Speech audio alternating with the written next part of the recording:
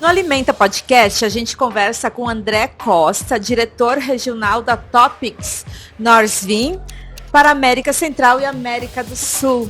Seja bem-vindo, André. Obrigado, Samara. A Topics, que é a única empresa de genética suína presente no Alimenta 2025, primeira edição do evento.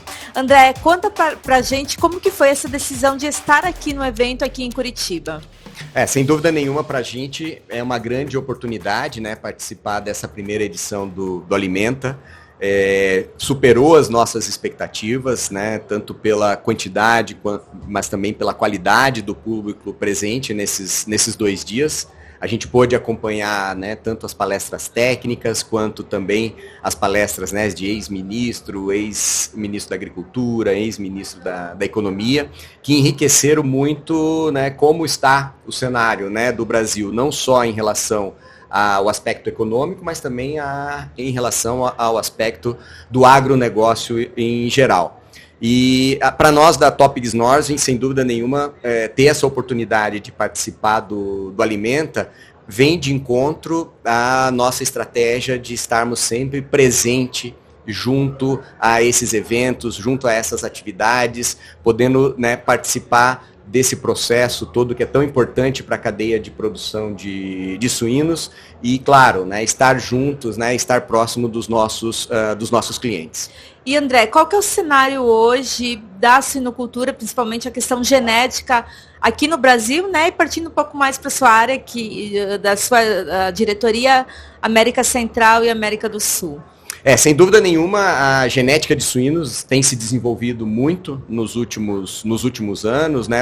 Utilizando tecnologia de ponta, desde a utilização da genômica, né? Que é entender o DNA do animal para poder utilizar essa informação na seleção desses animais, quanto à utilização de novas tecnologias para a avaliação das características que são de importância econômica, desde o uso de uma tomografia computadorizada para poder, né, analisar toda a carcaça do animal sem a gente precisar abater esse animal, como a utilização também de imagens para a gente poder também entender o comportamento do animal.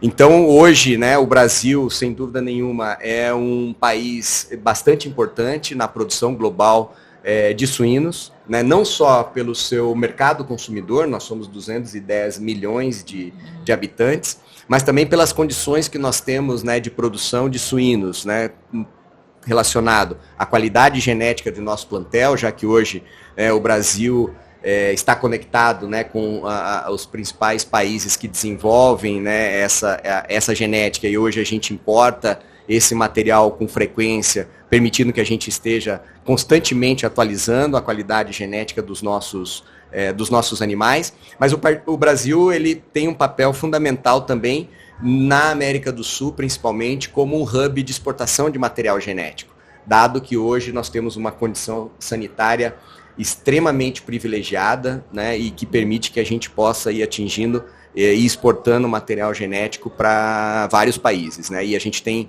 as empresas de genética, assim como o governo do Brasil, tem trabalhado muito nesse sentido. A gente teve uma evolução da suinocultura nos últimos anos, décadas, assim, que é impressionante, né? E o que a gente pode esperar desse futuro, dessa atividade mais relacionada à genética? Sem dúvida nenhuma, a genética, frente a esse desenvolvimento como um todo, a gente tem olhado muito três grandes pilares, né?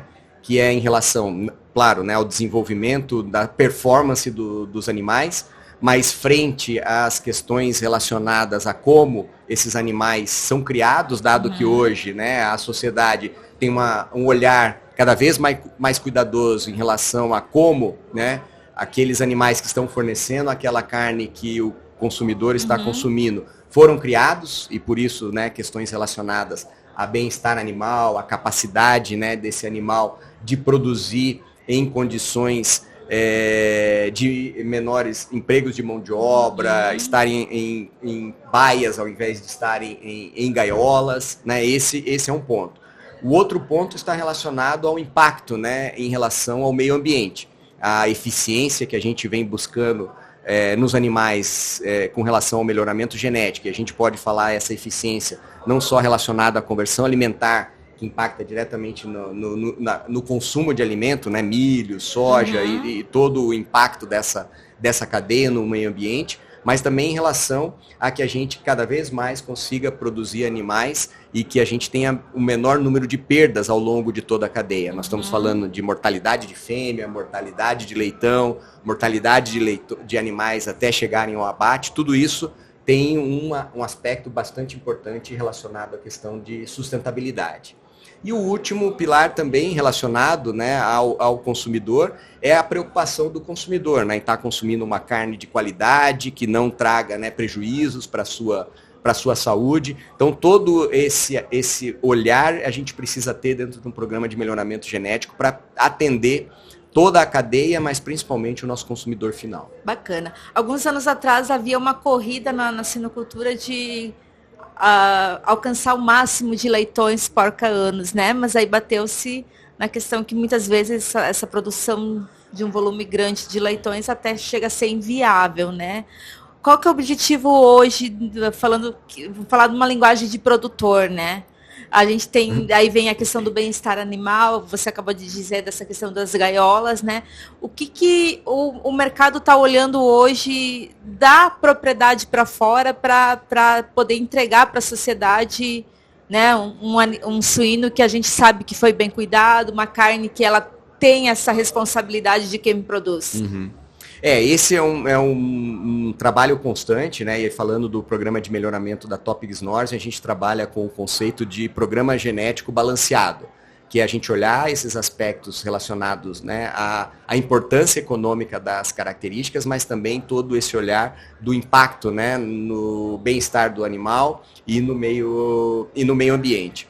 Então a gente tem um conceito dentro do programa de melhoramento genético da Topigs Norte, que é todo leitão nascido tem que ser desmamado. Então vem em relação a isso que você está falando. Então a gente continua buscando uma maior produtividade, um maior número de leitões, mas isso precisa vir acompanhado da capacidade dessa fêmea, né, que vai parir essa quantidade de leitões, de criar esses leitões e desmamar esses leitões. Né? E para isso a gente vem selecionando, né, outras características como número de tetos, capacidade de produção de leite da fêmea, porque não adianta nascer muito e desmamar o mesmo número, porque esses animais se perdem, ou a gente tem que trabalhar, né, com outras alternativas como aleitamento artificial, mãe de leite, aquilo que vai trazer hoje um maior custo para o produtor, um maior uso de mão de obra, e que a gente sabe que esse também é um desafio, né? Hoje os animais precisam ter a capacidade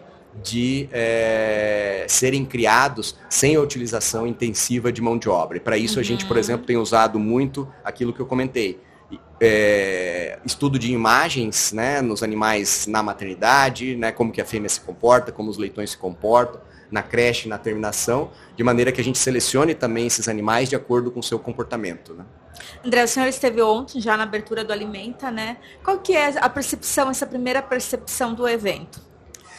Como eu disse, né, é um evento sem dúvida nenhuma que, né, inicia com o pé direito. Eu acho que ele, com certeza, né, marca, né, o seu papel dentro dos eventos da cadeia de produção de proteína animal, em função, né, da qualidade, né, das palestras que a gente ouviu, da qualidade do público que está aqui, que sem dúvida nenhuma é um público que tem um papel fundamental nessa cadeia de produção. Seja trabalhando, né, para que o Brasil continue aumentando a sua participação, né, nessa questão da produção de proteína animal mundial, preservando, né, essa questão da qualidade sanitária dos nossos rebanhos, dos nossos plantéis e, sem dúvida nenhuma, né, na qualidade da proteína que a gente produz, seja ela de suíno, de aves,